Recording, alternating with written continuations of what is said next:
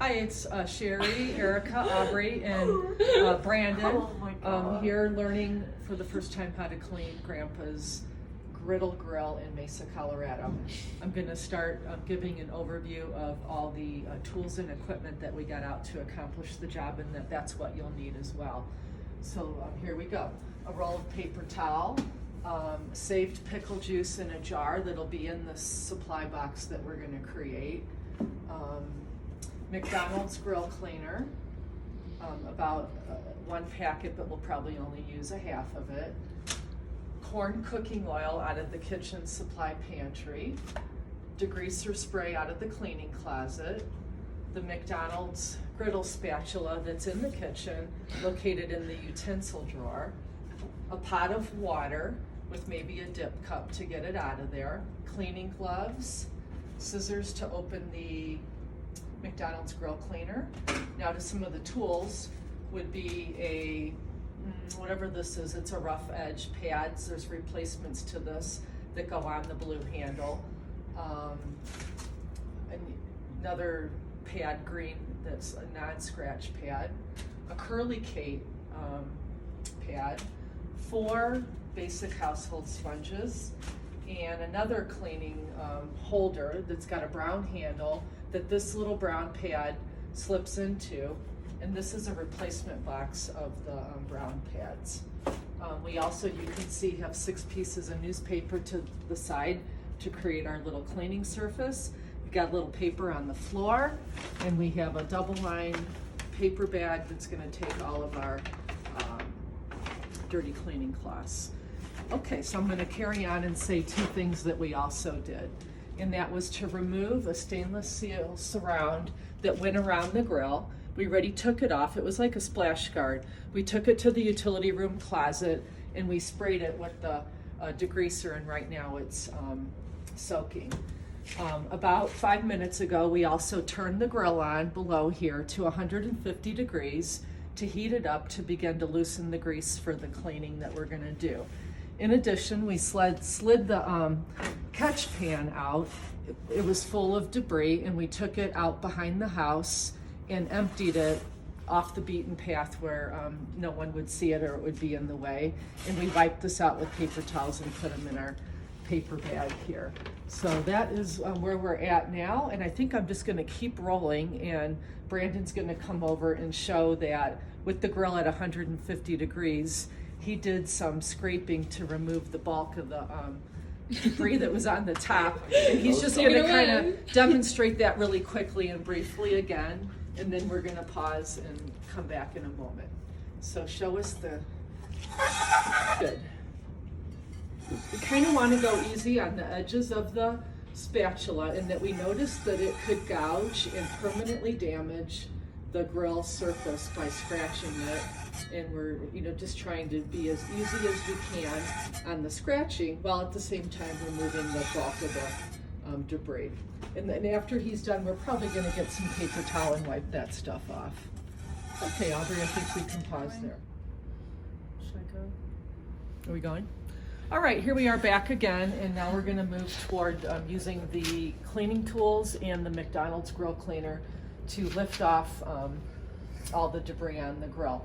At this point, we've turned the knobs on the temperature all the way to off, and the grill is still a little bit warm. That's going to help the chemical react to it, but it is in the off position. In this next step that we've never done before, we understand that we're going to get into call it a phenomenon that we're not comfortable with, and we're going to really need to watch. And what's going to happen is we do not want the grill to ever be dry, and that it will rust right in front of our eyes, and we might not be able to get this rust ever off. So we're really going to watch for that. We're a little bit nervous about it, but we have a plan, and that we know that we can always add a little more water onto the grill to cut the drying that creates the rust. So we'll all be together watching for that. So our next move is Erica's going to take some water, and she's going to flood the grill surface lightly with it. We also don't want to overdo it on the water, in that our catch pan can only handle so much, and we don't want so much water on there that our cleaning product that we're going to add is diluted to where it's not effective. So here we go with the water, and we could see the rust happen right now, so need to be ready for another dip of water if it does. Okay. And then you're gonna move the water around on the grill using one of your 4 tools I think we have over there. Choose the right one. Don't So touch it. all of I don't them know work, what that is. and you get to pick what one you want to Okay, try I'm gonna do first. that one. All right, let's see some water, Erica. And maybe our grill's already cooled quite a bit. No, I can see some steam. So, I'd say that's enough water. Let's move it around on the surface. Hold that cup if you want. Get it ready. So what we're attempting to do is get all that buildup off. And after you get the bulk of it, we I'm so can nervous. probably add the cleaner. Add cleaner? But whatever you can do to get it off right now is helpful. And Oh, you wow. I have, think I was. and you have 4 tools to pick from. We Which- also need to remember that we're cleaning the edges of the grill surface.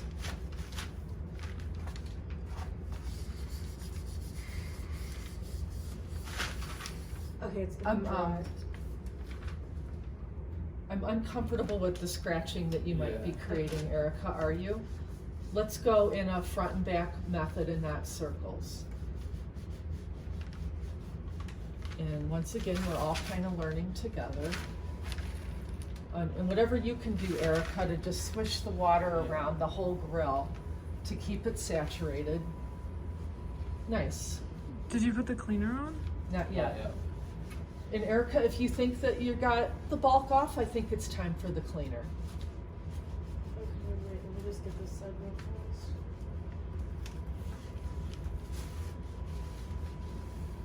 close. Okay. Water or? I feel like, yeah, And move that water all across the grill surface, Erica. okay, and then cleaner. All right, we're ready for 1/3 to 1/2 packet of cleaner.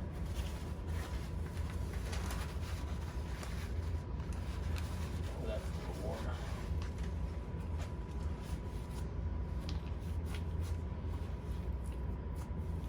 Okay. All of it. Erica, do you want to get a little more out of the new packet? Yeah, I think so. All right, now really cover that well over the grill surface. At this time, I'm going to point out 4 edges of the grill that also need to be cleaned and accounted for. It'd be edge 1, 2, 3, and the front edge would be number 4. So somewhere in the applying of the products, we're going to need to get them up on those edges. And I'm wondering if this little lightweight sponge could help you coat the edges, Erica. With the, could you give me a little product? No, it's the cleaner. You want to get the cleaner applied to the 4 edges. You don't have enough on the grill to pick up. Oh.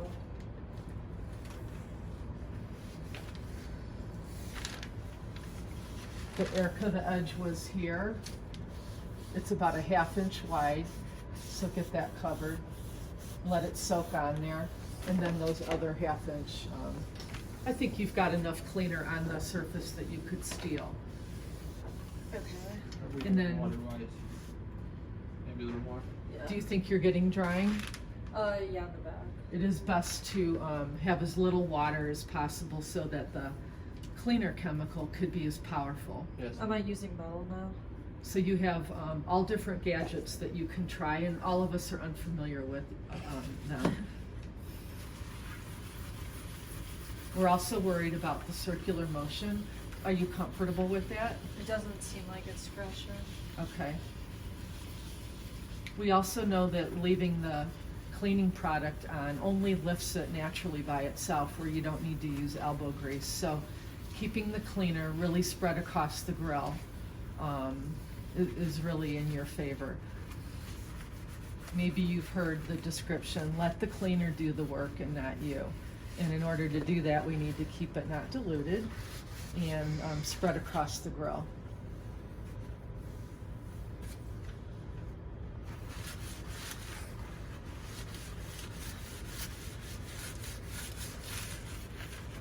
All right, do you think that we should leave the camera and just let Erica spend some time working at it? And then when we come back, we're gonna tell the audience what of the tools seem to work the best. Okay. Okay, I'm gonna talk about what tools I use to clean the sludge off and clean it. So first I use the gloves, and I'd recommend doing that. This was the first tool I used, and I went in a forward and back motion not to scrape it with all the tools. This got the majority of the heavy sludge off, and then I went in with this metal thing to get the sludge that was more caked on and needed more of a scrub to get off, going in a back and forth motion not to scratch. And this was a very helpful tool for doing the edges and just going it like this, so on the edges, to get the stuff that was caked in. Then, can you show the forward? The hardest part was this aspect of the grill, and I used this tool because it was very gentle to get it off this, and then Brandon took his knife and went through there, and then the corners were hard, and Brandon used the knife on the upward of that corner, and then I used this to take it off. Can you show the reason that you moved to a front and back motion related to the scratches in the circle? I just want the viewers to understand the importance. What unit were you using when you felt like you were going against the grain of the grill? And show the motion that you were doing that you didn't like. When you did that, you started to gain some scratches in the grill that we weren't comfortable with, and that we feel that those will never maybe come out. That was only just for about 10 seconds that went down. So after that, we made a commitment to use the front and back motion with all the cleaning tools. All right, we're gonna pause right back again, and while we were gone, we left off with a lot of grill cleaner on the top of the surface. And while we were gone, we began to remove all that to get to this really nice looking grill now. How we got all the stuff off while you were gone was using simple paper towel and these sponges to remove the light sludge that was on top of the grill. We had to work pretty hard on all of these four front plates, and that they were a little harder to get at, and they had quite a bit of buildup on them. We also used a sharp object, a knife wrapped in the paper towel without scratching the grill to really get in at that groove, and that I can still see there's some on there. That was a tough area to get. This was a challenging point, and so was here. After that, we didn't use anything at all shiny. If you can show the viewers this part of the grill. We didn't use anything abrasive down here, but we worked it with some degreaser spray and sponge and paper towel to clean this area, and that we felt like it's got a nice stainless finish to it, and we would have ruined it by using any of the abrasive tools. This would have likely scarred the stainless in this section of the drip pan of the grill. So as a result, we got to what we did, and again, we did use this degreaser all down in this area. Although it had a little grill cleaner, McDonald's grill cleaner on it, we shot it pretty hard with this. Let's see, now we're gonna move on to flooding the grill surface lightly with some water, very light, and spreading it across the grill with the sponge. Okay, I think that's enough. Spread that water across the grill with the sponge, wiping any excess cleaner that's still on there. Are you picking anything really up, Aubrey? No, not really. Okay. If you've got that spread nicely, take your pickle juice, and you're gonna do a thin layer of that using your sponge to spread it across the grill. Now, the pickle juice is an old McDonald's restaurant grill cleaning phenomena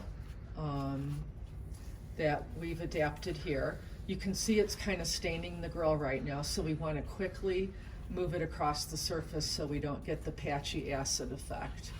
And it's just making the grill come to another level of cleanliness by the acid in the pickles. And it sure makes it look nice. Again, we're watching that we don't let it dry on the grill and that we would create a rust occurrence. And we also wanted to spread it out quickly and that we saw we were acid staining in patches the metal surface. So that looks really great. All right, now we're gonna take, why don't you do a wipe of paper towel of all that acid off, including maybe another